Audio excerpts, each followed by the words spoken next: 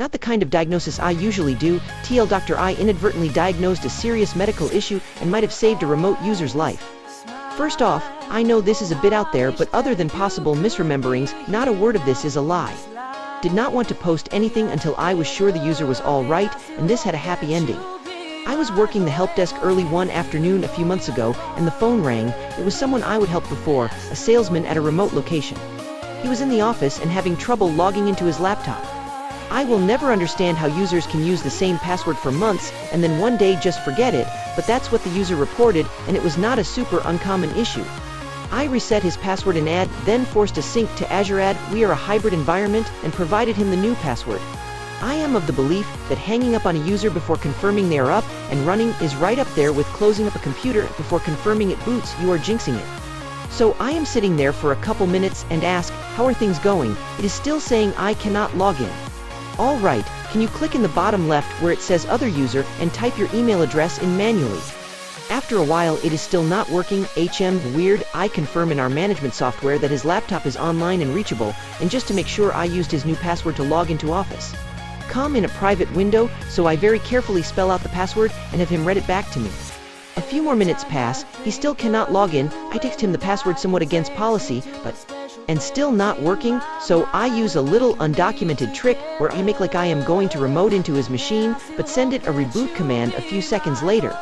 Ordinarily, I need user approval to connect, but if the software was still trying to connect after the reboot, it would connect at the login screen.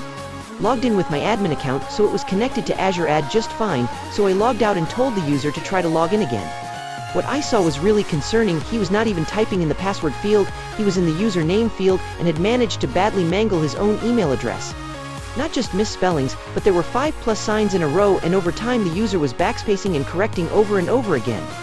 So for the first time ever I asked, "Sir, are you feeling all right?" without any snark whatsoever. I am pretty sure the slight slur was there before, but I had not really been listening for it, but it was there when he said, "Oh yeah. I went to the doctor yesterday and they said I had a fever, but I am okay now."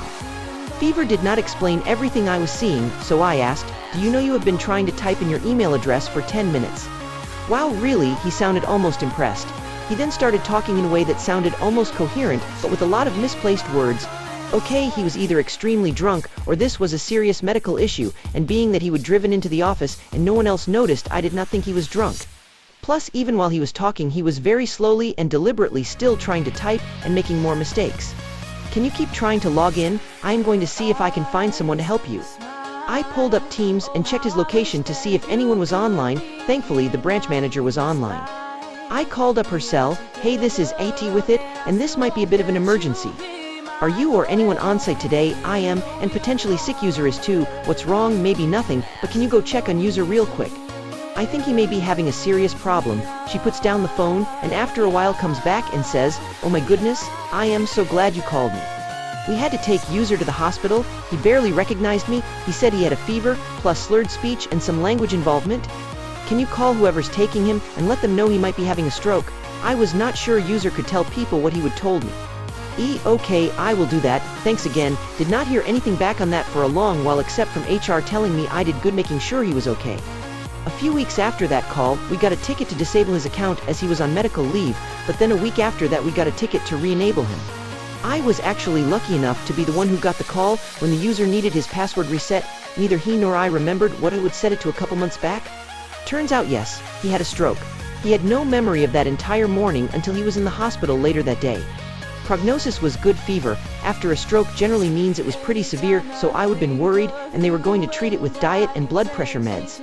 As of now, the user is back at work and still has a few issues with typing. One of the scarier aspects of strokes I learned after this is the issues you have during it can potentially be the parts of your brain that are dying.